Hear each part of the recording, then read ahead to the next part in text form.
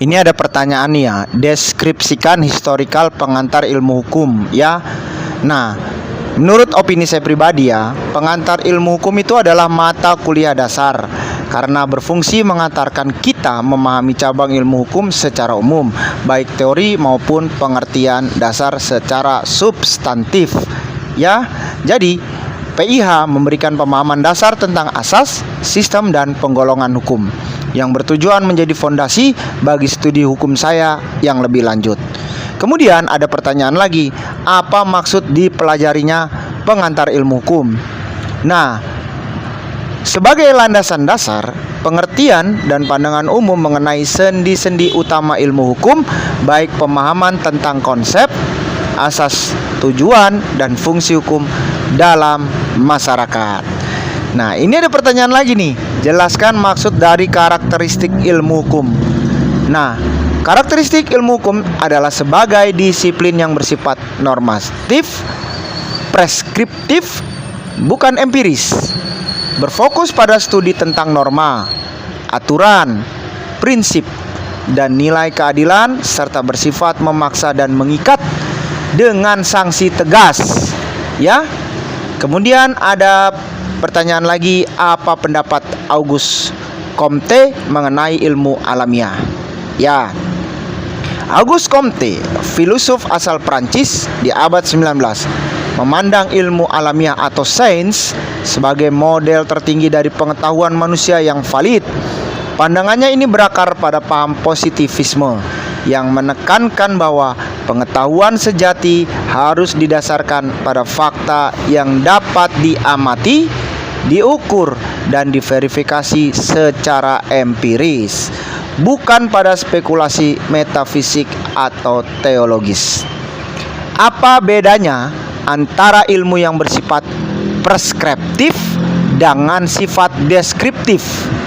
Ilmu deskriptif bertujuan menggambarkan fenomena apa adanya berdasarkan fakta apa yang terjadi, sedangkan ilmu preskriptif menetapkan norma atau metode optimal tentang bagaimana sesuatu seharusnya dilakukan atau apa yang seharusnya terjadi.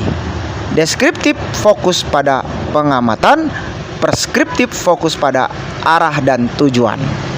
Siapa saja tokoh-tokoh dalam pengelompokan ilmu tentang kebenaran, korespondensi, dan kebenaran koherensi? Nah, tokoh-tokoh utama teori kebenaran adalah Aristoteles, Plato, More, dan Ramsey. Untuk korespondensi, kebenaran sesuai fakta objektif, serta F.H. Bradley, Hegel, dan Spinoza.